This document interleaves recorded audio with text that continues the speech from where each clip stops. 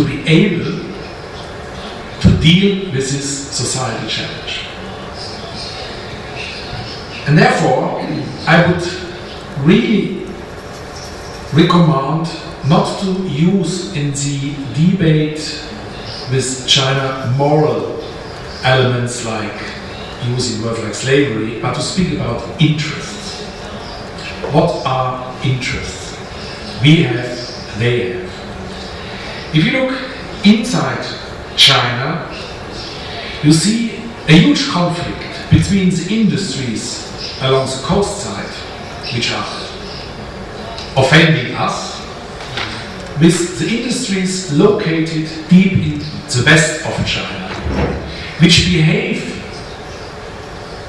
in the same way towards the intra-Chinese coast industries that the Chinese coast industries behave vis-à-vis us. They don't respect intellectual property rights, they don't respect even less working rights, etc. This has, and I was dealing with intellectual property rights some time ago in my career, this has probably had the biggest effect on the Chinese to reflect about our concerns in this respect than our accusations they don't respect us, because they have the same problem. Another element, the Chinese foreign currency reserves are now for 1/3 euros. This is a strong weapon we have to tell them, hey folks, don't put your reserves into risk if you behave in such a way. So, I think if we discuss with the Chinese, if we could concentrate on interests which we have and they have, the discussion becomes much more successful than simply to complain. And we have, as Europeans, a huge advantage vis-à-vis, I'm afraid, towards our American friends here. The Chinese, it's maybe not politically correct, I apologize, have perhaps more respect for European cultural matters than for others.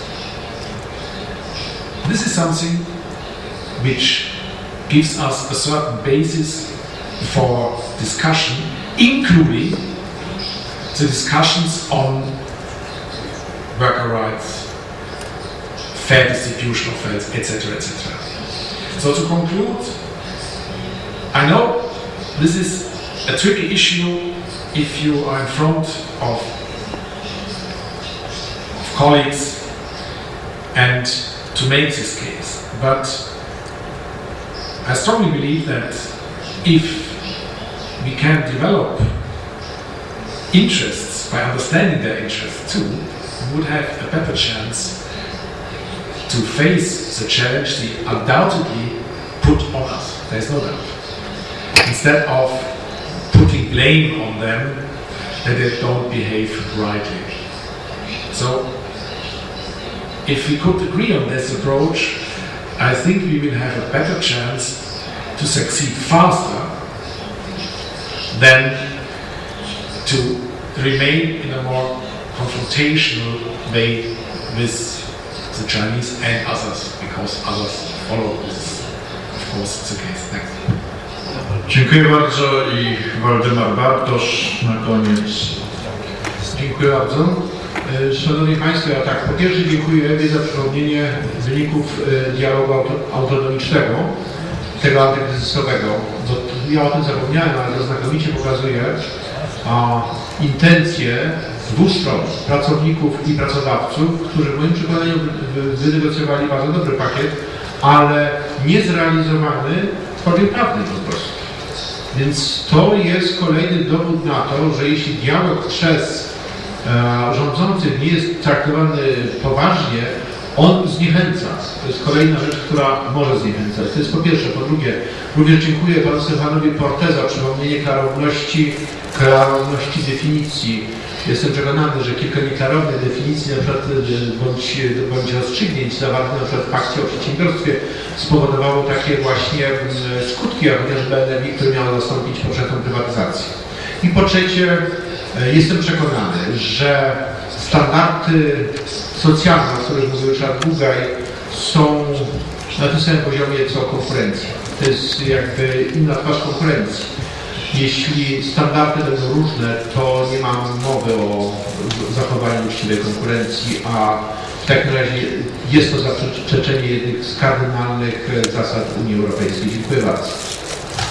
Dziękuję bardzo. Szanowni Państwo, zbliżamy się do końca. Za chwilę poproszę Józefa Mozelskiego o zakończenie dzisiejszego dnia. Cóż, wydaje się, że te dwa popołudniowe panele dowiodły jednego, że długa droga jeszcze przed nami, żeby rzeczywiście ustanowić odpowiedniej jakości dialog społeczny w naszych krajach i w całej Europie. Ale jednocześnie wydaje się, że nie ma żadnej wątpliwości, iż wpływ partnerów społecznych na politykę społeczną i gospodarczą jest nie przywilejem, nie fanaberią, ale jest podstawą rozwoju, podstawą długofalowego rozwoju i zrównoważonego rozwoju. I to, myślę, jest najważniejsze, ważne, żebyśmy to zrozumieli nie tylko my na tej sali, ale najważniejsze, żeby zrozumieli to politycy, którzy rządzą w naszych krajach. Dziękuję Państwu bardzo, zapraszam Józefa Mozelskiego i jeszcze upominki dla naszych panelistów, a Ryszard Bugaj nie dostanie, bo go nie ma.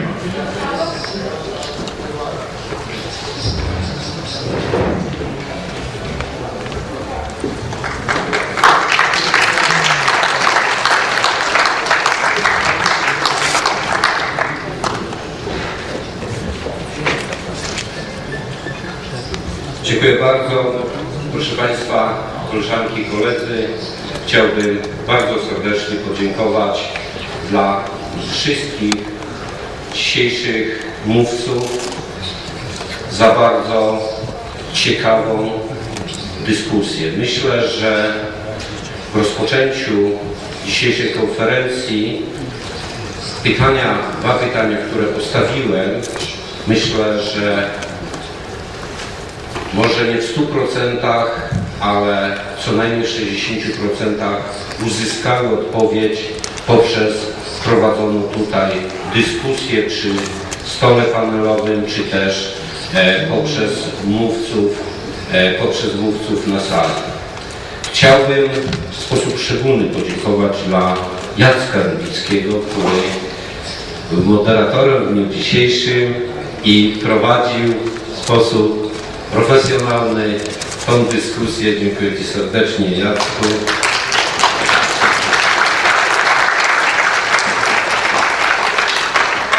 Proszę Państwa, myślę, że zostało tutaj praktycznie wszystko powiedziane, łącznie z tym podsumowaniem przez Jacka. Ja chcę tylko podać kilka takich informacji. Na początku dzisiejszej konferencji składałem podziękowania dla przewodniczącego EZY, ale chciałbym tutaj poprawić się, podziękować dla kierownictwa EZY, które wspierało nasz wniosek, który złożyliśmy, by ta konferencja w tym szczególnym okresie dla Solidarności, dla nas wszystkich odbywała się na Wybrzeżu. Myślę tutaj o zastępcy przewodniczącego Piergiorgio Szczakała. Bardzo serdecznie dziękuję i zarazem przepraszam za ewentualne nazwisko, pomyłkę w nazwisku. Dziękuję serdecznie dla Rozwity, dla sekretarz generalnej EZY za wsparcie. jak również, a może w szczególny sposób dziękuję dla Ilony Mosler, która tutaj wykonuje bardzo znaczącą rolę, biorąc pod uwagę współpracę Solidarności z ZEZO. Również chcę podziękować, ale prawdopodobnie nieobecnemu członkowi EZY, panu Fritzowi Neuberowi, który jest na pewno podczas konferencji obecny. Proszę Państwa, kończymy w dniu dzisiejszym pierwszą część naszej konferencji. Przypominam, że o godzinie 20 mamy uroczystą kolację.